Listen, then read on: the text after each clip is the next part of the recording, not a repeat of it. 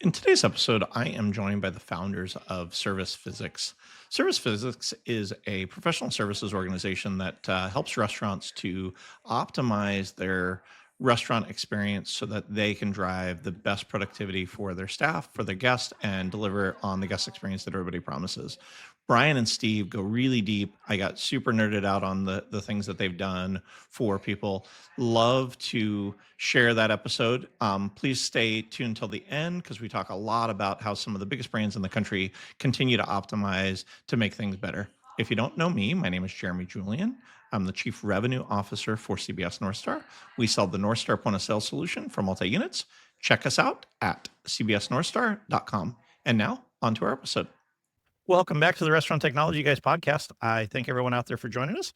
As I say each and every time, I know you guys have got lots of choices, so thanks for hanging out. Today, we are joined by a different style of guest. I think this is the first time I've had a team like this on the show, but I'm excited for Brian and Steve to share a little bit about what they do. But I'm going to kick it over to you, Brian, first. Why don't you introduce yourself? You can introduce your partner, talk a little bit about kind of your guys' background, and then we'll talk about what you guys have been doing the last few years. Yeah, thanks for having us on. Really excited to be here and connecting with you and your audience. My name is Brian Reece, one of the co-founders along with Steve of Service Physics. We're kind of a consulting company that does consulting wrong. We've never been consultants, but we've got a unique view on the world and really see a lot of opportunity for the restaurant industry to kind of think differently about operations. So I'm based in upstate New York, 2 daughters, and I love barbecue. I love it. Ironically, I had barbecue today for lunch. So had one of my favorite barbecue places here in town. So it's hard not to get good barbecue here in Texas. So there's that. Texas style is where it's at. Awesome. Well, you want to introduce your partner? Yeah. I mean, Steve needs no introduction really, but I will. We've been working together for 10 plus years. We met working at Starbucks back in 2012 when I joined Starbucks. But I'll let Steve tell his 17-year Starbucks story. And that leads a little bit into the company, Service Physics, and how we got here. Awesome. So yeah, thanks for the brief intro. The longer intro is that I'm based in Des Moines, Iowa. Although we're calling you today together, we're not normally in the same room at the same time. We thought we'd use this opportunity. We're in Boston, Massachusetts, conducting some business meetings and visiting some clients. I'm originally from Boston, so this is kind of a little bit of a homecoming for me. I lived all over the country. We started the company when Brian and I both lived in New York City. During COVID, we both took the opportunity to live in other places and now hail from Des Moines, Iowa, which is really great. We don't have a company headquarters anywhere that everybody goes to work in every day. And we've got about a team of 20 people that are distributed not only nationally, but internationally. And we like to consider our office our clients' restaurants. So we put a lot of value on going to see, being where the real stuff is happening, collecting data, working with the team. And so working from the middle of the country is great because it doesn't take me a full day to get from coast to coast. I can be anywhere, first thing in the morning and even sometimes get home during the same day, which is really great. Brian mentioned we met working at Starbucks. I started working at Starbucks in the 90s. At that time, Starbucks was talking a lot about open the 2000 store by the year 2000. That was kind of the battle cry. We did it. I didn't have much to do with that. At the time, I was a barista, but over the course of a couple of decades, held all of the field positions in operations, and about halfway through that journey, transitioned into a corporate headquarters position working in operations strategy, which coincidentally, and this is sort of one of those lucky, unlucky moments as the country was facing the great financial crisis and Starbucks was in a lot of hot water, I was able to join an operations strategy team who at the time had partnered with Toyota to learn about better ways to think about work and operations and creating flow and simple, repeatable work routines for employees. And as during that time, we started to codify the practice that we now call Service Physics. Brian and I went on to work together again at Anheuser-Busch InBev's innovation arm called ZX Ventures, where we were basically hyperscaling. We opened about 550 bars and restaurants in 5 years across 13 countries. And no matter what operating format, brand, local, cultural, or regulatory differences that exist, these ideas around Service Physics were transcending all of these boundaries and obstacles. And we just had this moment at one of our brew pubs in Patagonia, Argentina, which we now consider the spiritual home of Service Physics, that this practice was too good to be reserved for the biggest beer company and the biggest coffee company in the galaxy, when 99% of the industry is small and medium-sized business, in an industry that has a broken equation between, the employees, the customers, and the owners. It's known for being a low margin industry, a low wage industry. And if we're all really honest, 9 times out of 10, when we go to a restaurant, there's something that happened that we wish didn't. And so we know that there's a better way, and service physics as a practice is the way to do that. And our mission as a company is to make service work better for people. And it's meant to have a double meaning, both make the work better for the employees to do, and then make service work better for the people who are receiving it. And then that always boils down to a better margin for owners. So that's who Love we are that. and what we do.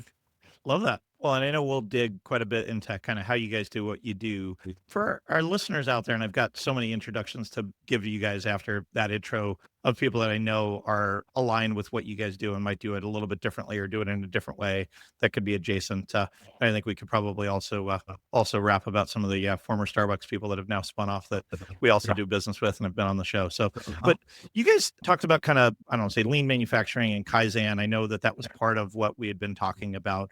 For our listeners that are less familiar with even what that means, because I got some books on my shelf over here and Six Sigma and just all of these different things related to a lot of times people that I talk to that are in the restaurant industry don't consider the manufacturing practices of Toyota to resonate with what's going on within what I still call, I think restaurants are still manufacturing plants. There's just mini manufacturing plants that are taking raw goods and turning them into a finished good and selling them to them. It just happens to be perishable goods, and it happens to have a very tight time frame. But I'd love for you guys to educate our listeners. What is lean manufacturing and Kaizen, just kind of at a macro level, because I think it'll really dig into what service physics is helping to educate your guys' customers on. You or me? Well, I'll tee it up for you. All right. The what is lean question is the perennial question. And it's actually very difficult to describe because it's a lot of things. And even if you go to the Lean Enterprise Institute website, I think they told us that the what is lean page is the most popular page on there. And so it's difficult to grasp because it's a lot of things. And I think most people would say it's a bit of a mindset. And so it's a continuous improvement mindset. Things can always be improved. Things can always be better. And it's usually and one of the things we really espouse, it's a minds before wallets approach. So let's go look at the work that we're asking people to do every day that creates value for the customer. And how do we remove everything from that process that is not adding value? So how do we get rid of all the waste?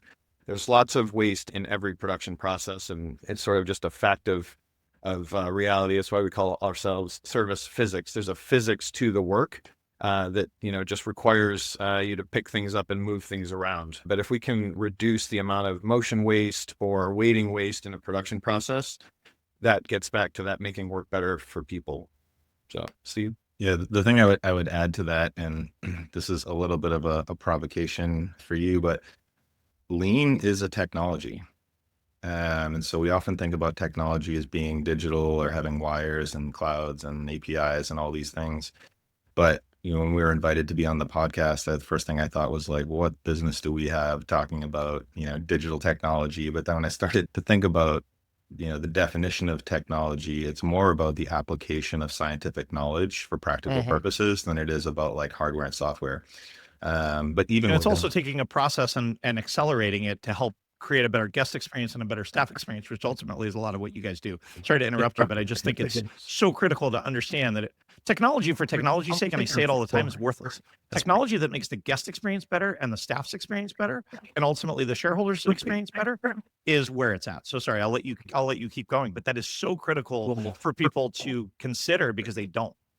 No, you're absolutely right. And there are all kinds of examples in history where technology has outstripped operational practices. So like a really good example is the Civil War, right? So there were massive upgrades in the technology around weaponry and communication, yet we still lined up in these traditional battle lines and, just massacred each other. And so it's really important that people think about lean as a long game, as a transformation. But it really is about daily transformation and making small upgrades all the time where the technology and the operations match each other and work together. But to hit the nail on the head when, the audience is probably still thinking like, yeah, but what is it? There are a few core concepts, I think, that really embody the practice. And Brian mentioned there's a lot to it. And part of the genesis story of service physics is really recognizing that there's too much to do all at once. And really, if we can just distill it down to like a minimum effective dose of knowledge to get people started, then those people get off to the races and now they're on a learning journey that really never ends. But when we talk about lean specifically, we're really talking about the practice of differentiating between activity that creates value, which we define as work, and activity that does not create value, which is waste. And so if you think about it as a pie chart, it's a big circle that represents some amount of activity is creating value and some amount of activity is not creating value. Most business activity is super wasteful, and all you need to do is go and see it. And once you go and see it, you put the right processes in place where most of what people do is creating value and instead of creating waste, then we can think about like what digital technologies or equipment can we bring in to take the processes that already exist and start to remove more friction from them. And so I think it's a really good place where like these two technologies come together. And I love that. And I want you guys to dig into kind of how you guys go about that. But I also would love, because I went on my own lean journey a while back, and especially in restaurants, I'm certain of it. You guys run into this where it's like, but it only takes me 30 seconds. But it only takes me 30 seconds to grab, even in a Starbucks case, I had a guest on that's building an automated, not an automated barista altogether, but a barista that can help with some of the mixes. So many of the drinks are mixed drinks and are cold. We talked about some statistics and the amount of math that you have to do. It's like, how do we get it faster for the barista so the guests can be better? Those types of things as the, customers' palates have changed. But it's like, you talk to people and it's like, well, it only takes me 30 seconds to go grab the oat milk. That 30 seconds, if you do it 10 times a day, is how many minutes a day that you're now cutting out of, to your point, waste. So talk me through it, I guess, just in general, at a high level, you guys are at a place where you guys are trying to find those areas of opportunity to accelerate. So I guess let's start with you, Steve. Where are those areas when you guys go in and look with brands? And funny enough, as I look through the brands that you guys have worked with, 1, 2, 3, 4, 5 of them have been on the show at some point, of the brands that you guys have worked with, at least that your guys' PR company sent over. So I guess where do you guys start as you guys are evaluating brands that you might work with to figure out where the lowest hanging fruit is? Because oftentimes that momentum, I know, will accelerate things. So you're not going to love this answer, but it depends. We'll start wherever we can because for us, it's very important to build the relationship. But the work can't begin until first we understand what the business's aspirations are. What value are they trying to bring into the world? And that can happen before we ever step foot in an operation. But the very next thing we do is go and see. So we use that phrase, go and see, quite a bit. There's no substitute for being in the presence of what we call the 3 reals, real people, real place, doing real work. You can add some more reals, dealing with real inventory and real customers and all the things that get real when you get into the operation. And we have a standard sort of like baseline of data that we like to collect that really is trying to match inflows and outflows and find bottlenecks within the operation. So it could be things like, what is the utilization level on each piece of equipment? What we hear often, I'd say more than 80% of the time, is operators asking for higher capacity, larger, more efficient equipment. But then when we go and collect the data, we've yet to find one restaurant across, tens of thousands of restaurants of data that we've collected that is using their equipment more than 50% of the time during peak periods. So you start saying like, we need another double fryer. So we're going to have to like extend the hood and move this refrigerator down, install new electrical. And it's like, yeah, but the 2 double fryers that are here use less than half the time. So there's something else going on.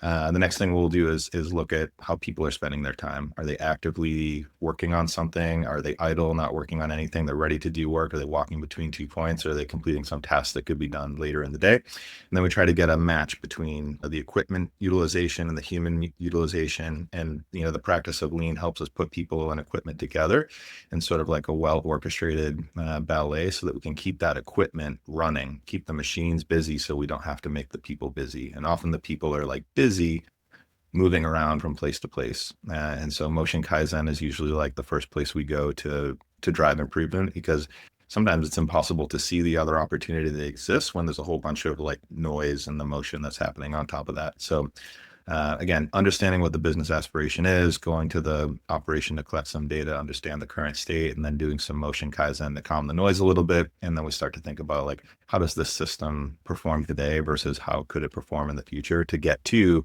what the business's aspiration for value delivery are in the first place. Love that.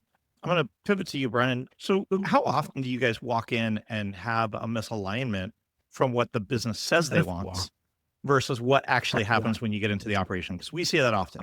We're going to go to the moon, but then everybody in there is like, no. We want to go to the beach. Like, we're not going to the moon. We're going to the beach because that's really what we want to do. And now you guys are stuck in this consulting place where you've got to now not only the executives are saying we need to go here, we need to drive sales, we need to drive customer engagement, whatever that is, we need to reduce waste. But then you get in on the ground floor and all of their bonuses and all of their metrics and all of those kind of things are very different. Does that happen often? I see both of you guys smiling. For those that are sitting on video, you're like, yes. Can you go in and talk to some of my customers? Because we need some more of that. So I'd love to hear your opinion on that.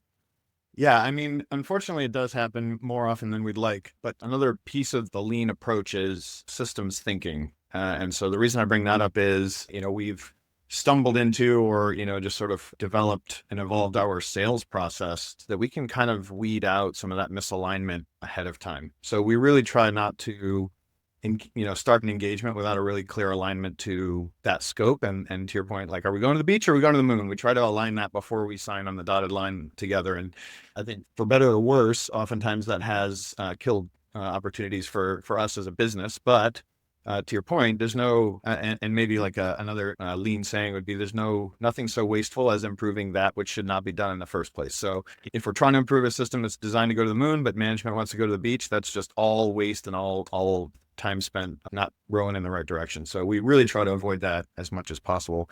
But in the occasions when, we are potentially misaligned, we always go to the data. And so it really depends on, as Steve was saying, kind of what the situation is.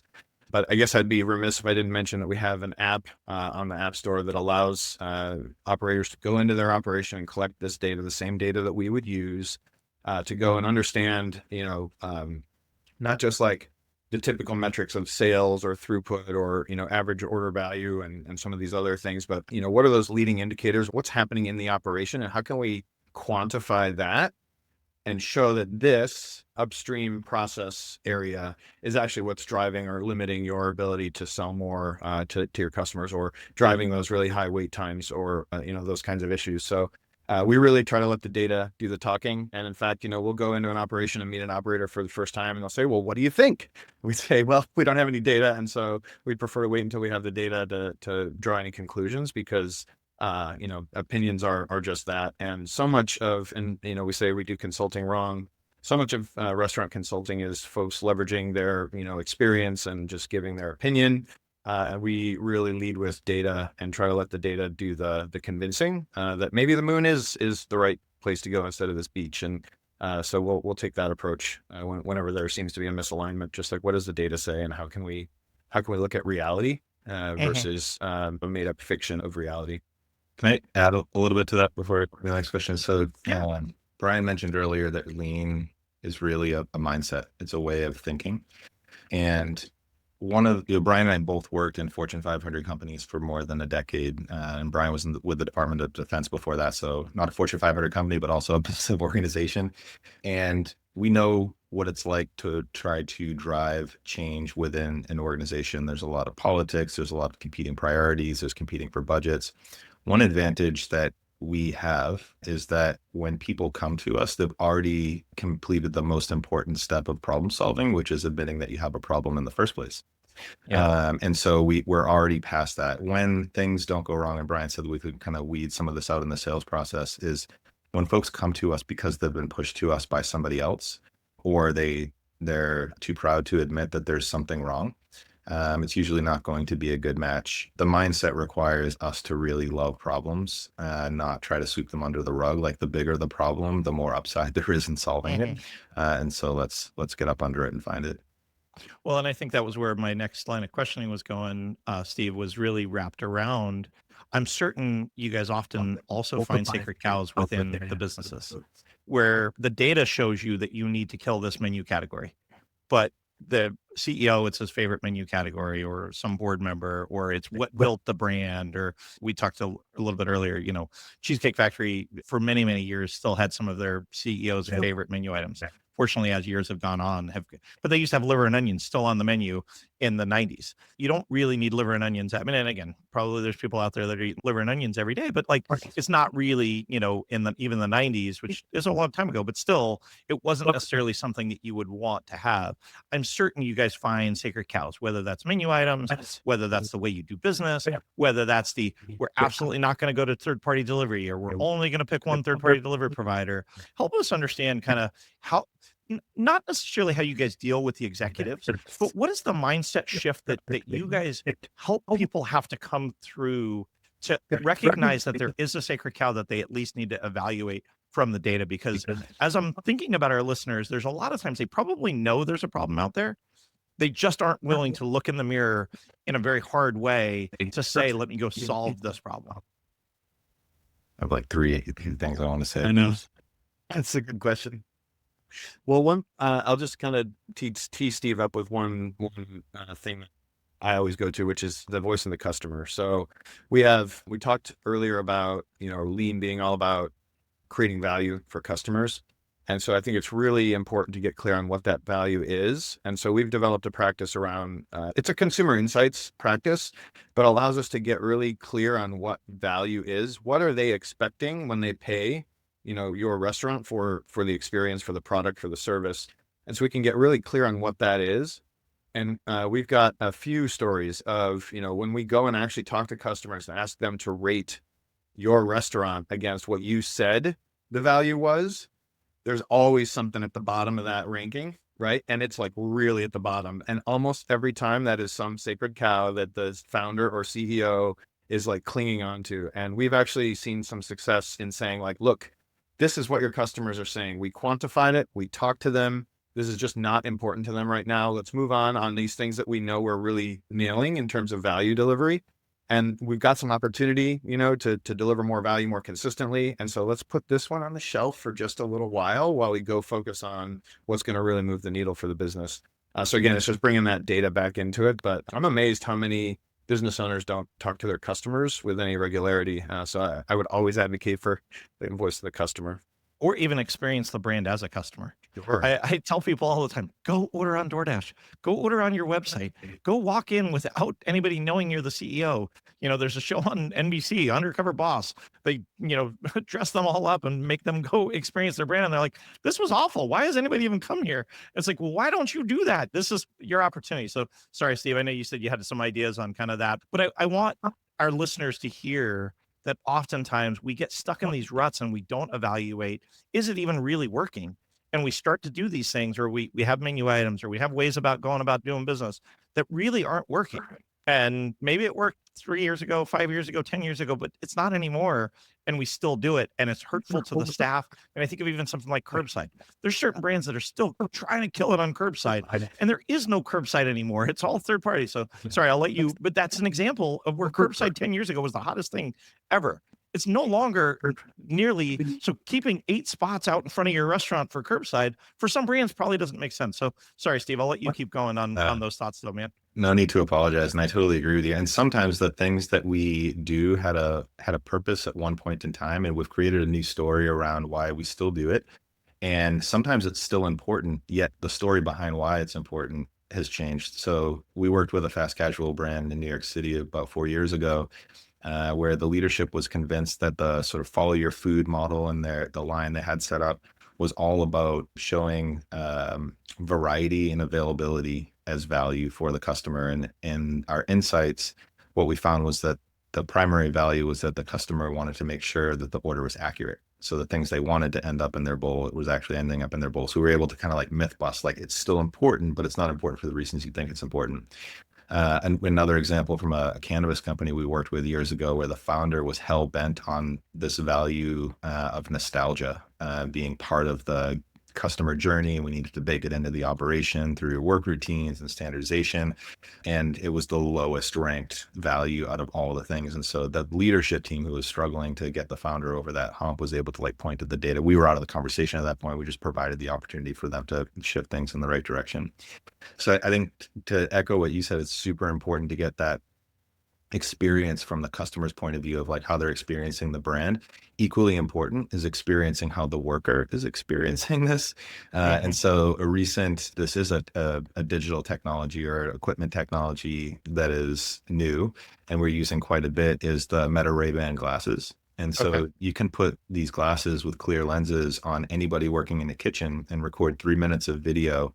And it is remarkable of getting empathy from leadership to understand what people are going through, because you see how many times they're looking at a KDS screen, how many times they have to move something down a line because something's in their way, how many times they have to depart their station to replenish something or get something that's in the wrong spot.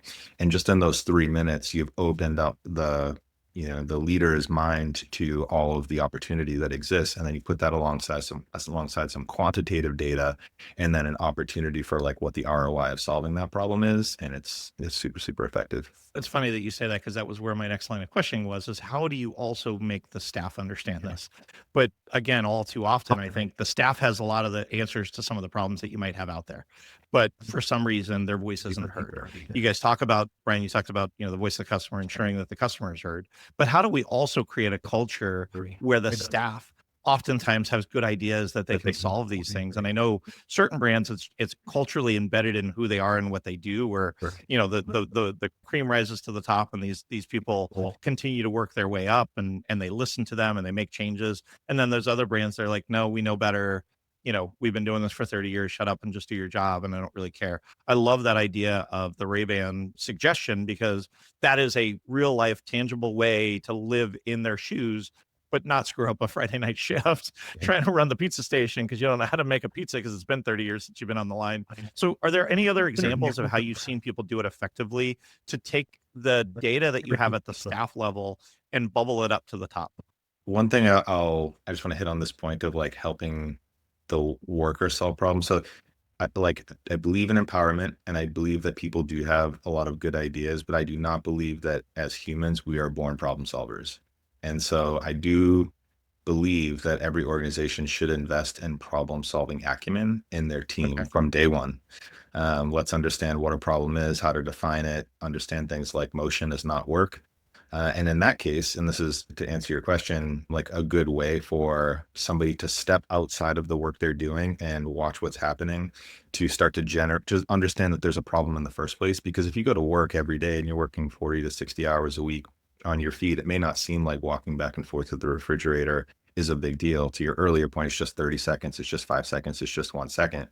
But if you give them, and this kind of back to like the minimum effective dose of lean, there's a very effective tool with a low barrier to entry we call a spaghetti diagram, which is just a piece of paper and a pen. You draw the layout of the area and you put a pen to paper where the operator starts, and then you move that pen along the paper to where they're going. And you end up with something that looks like a plate of spaghetti. It's all their motion. But as an operator, when people do that within 30 seconds, they'll always say like, why is she going over there? And they want to get up and fix it, but you've got to stop them and say, don't worry about that now. When we're done with this in another 60 to 90 seconds, we're going to have at least 10 things that we need to ask, like, why is that thing over there? Not why did they go, they went over there to get something. The question is, why is it there in the first place? You get enough of those things. There's lots of things a lot of problems that can be solved locally, like where things are. And then there's, the larger the organization, then we need to start thinking about what things are actually pervasive across the enterprise and we need to solve programmatically. We talk a lot about, if you've ever seen Schoolhouse Rock, there's a cute cartoon on how a bill becomes a law. We're probably aging out in terms of being able to use that reference for much longer. But we like to think about how a problem becomes a program, because we're in businesses and we're in a particularly like messy business because it's physical, retail, and service. And so there's hundreds, if not thousands of problems everywhere all the time. And we can't solve them all. So we need to start thinking about like, these are your problems to solve and it's okay to solve them. We're going to teach you how to become better problem solvers so that you do it. But then there are some problems that apply to everybody and they need to be solved organizationally with a program. Yeah, I appreciate that. And I promise you, I'm going to chew on your people aren't naturally problem solvers, but I'll respect your opinion. You live in that world. But the last line of questioning before we kind of talk about how you guys do this and what engagement would look like is really wrapped around modifying the guest experience. So back to my barbecue example. I was at a place that, I went to the barbecue counter, I ordered my brisket sandwich and whatever else. Then I went through the line and I made my sides, and there was a queue to pay.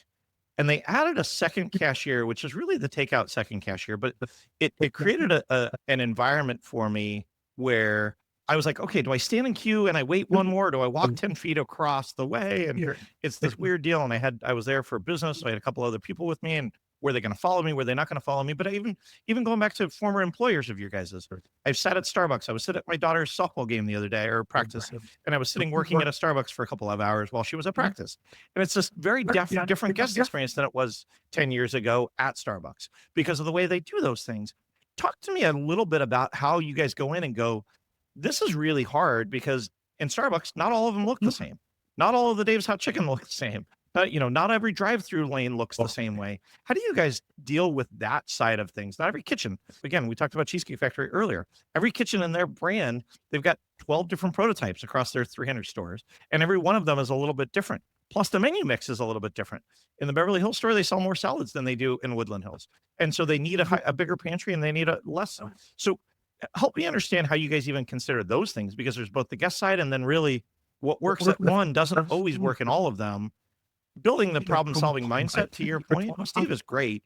But how do you guys, I guess, normalize that for both the guests and for the team members on the other side? Man, just to really reinforce what you're saying there, it never fails to surprise me or just be amazing in an industry that is known for hospitality, for warmth, for empathy, how terrible sometimes the guest experience is, because it just feels like it's like nobody's paying attention to that. Like, I love what you said. You should go in and experience your concept as a guest, because they decided to put that cashier right there. Like, that was the dumbest spot in the world to put that cashier. I'm like, who's designing these things? Sorry. But I literally thought to myself, I'm like, this is the dumbest thing, as I had lunch today ahead of our call today. So sorry. I didn't mean to cut you off, Brian, but I just think it's so emblematic of where the industry's at. And actually part of our mission is to really transform the industry to make the service work better for people.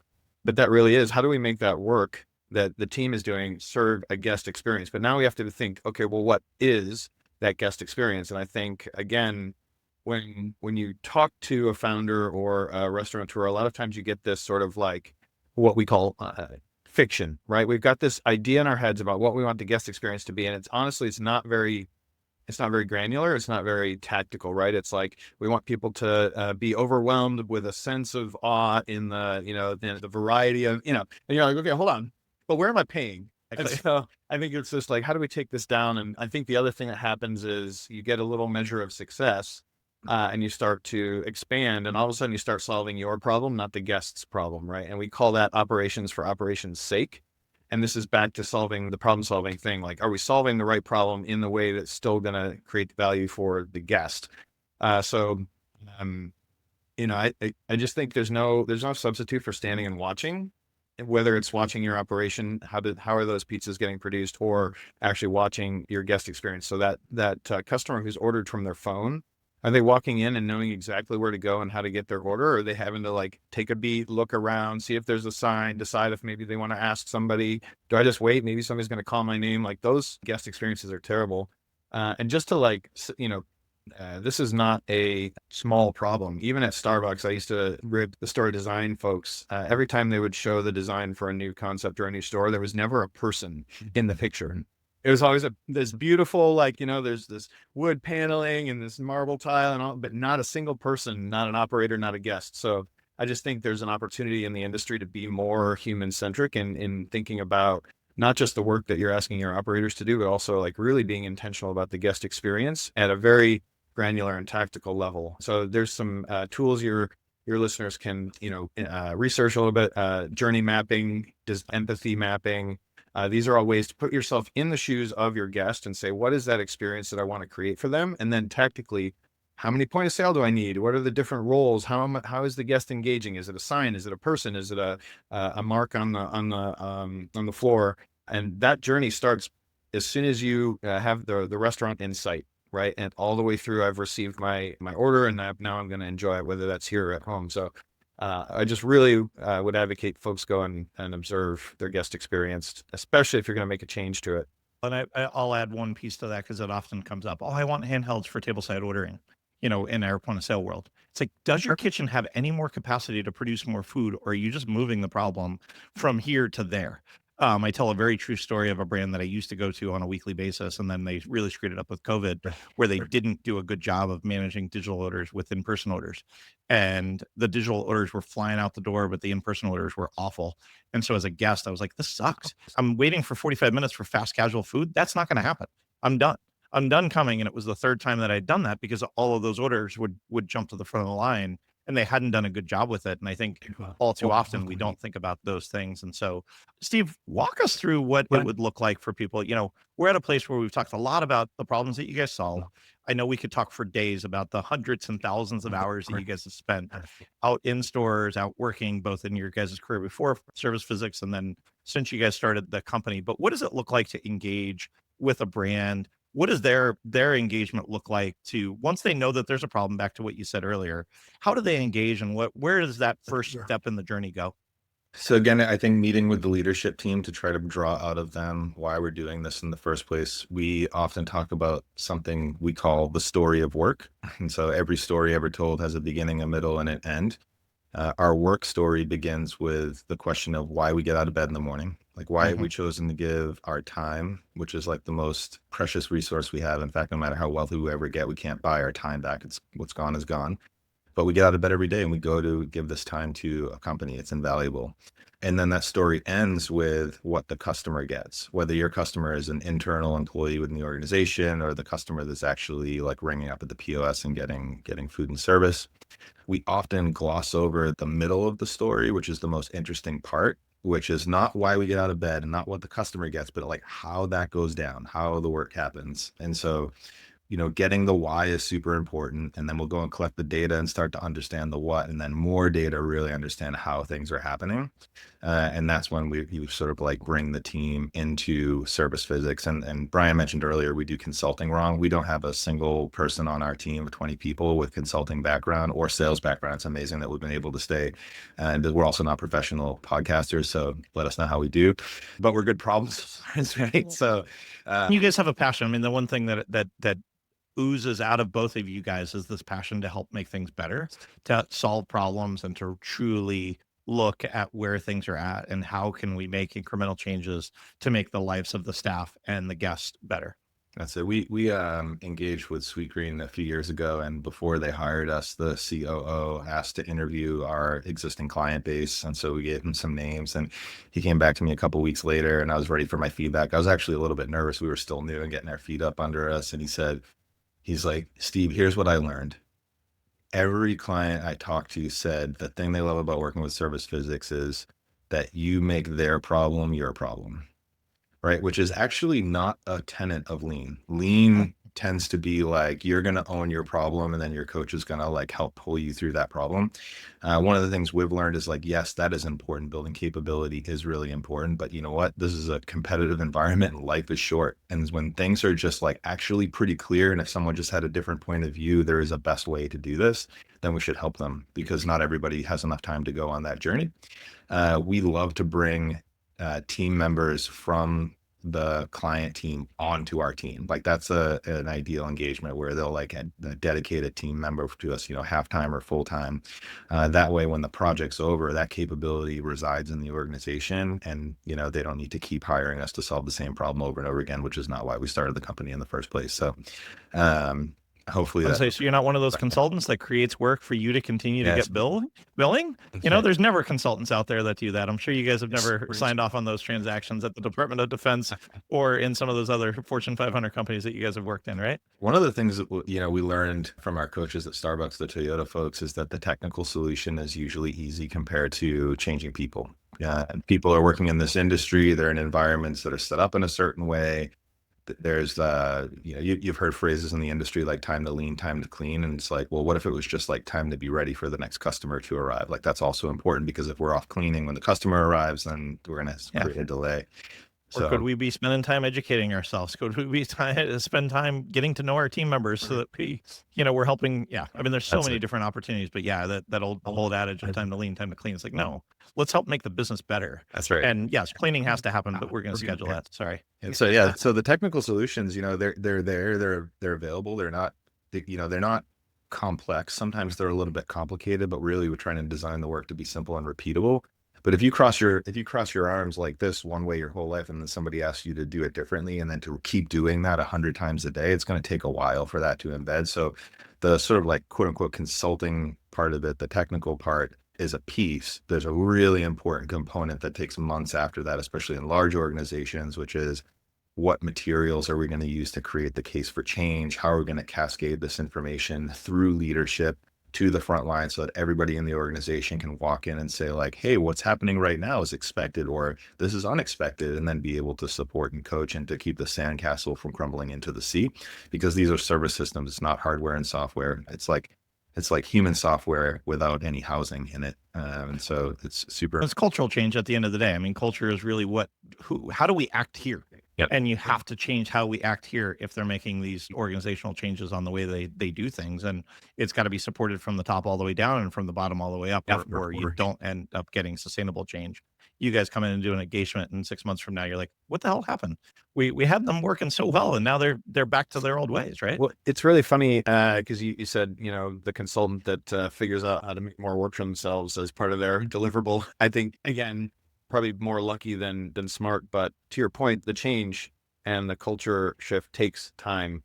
And so while we can, the technical consulting work that we do for these large organizations, we can get done in a matter of months. But then when we talk about, okay, well, now let's make sure it implements and delivers on that business and customer value, that is what takes a long time. And so we establish really long-term, in-depth relationships with our clients because we're in the trenches, actually helping them to implement and to change the hearts and the minds of operations. But that translates also into the other folks in the headquarters or the sports center as well. Everyone sort of gets in the boat and starts rowing. And we've developed a few engaging activities and workshops that we do that really helps bring the hearts and minds of, those executives all the way down to the frontline dishwashers, et cetera, into this new way of seeing the business. And it is more than just efficiency. It's about how can we make the work better for people. And so this is a cool opportunity to talk about a workshop that we're putting on. So we've lamented, our mission is to transform the industry. We really want to make service work better for people. And given that the vast majority of restaurant industry is, independent operators and, single units to, maybe low teens. So how can we take these services that we've been offering to these large companies and actually make them accessible and make this practice accessible for folks? So we're really hoping to bring those workshops that we've been selling to these like massive organizations and finding a lot of impact in transformation in terms of culture and mindset. How can we make that more accessible for all the operators in the country? And so in August, we'll be doing our version of Service Physics 101. It's the original workshop with a lot of builds from what we've learned doing service physics as a company. It's the original workshop that we built 6+ years ago to do that minimum of effective dose of lean.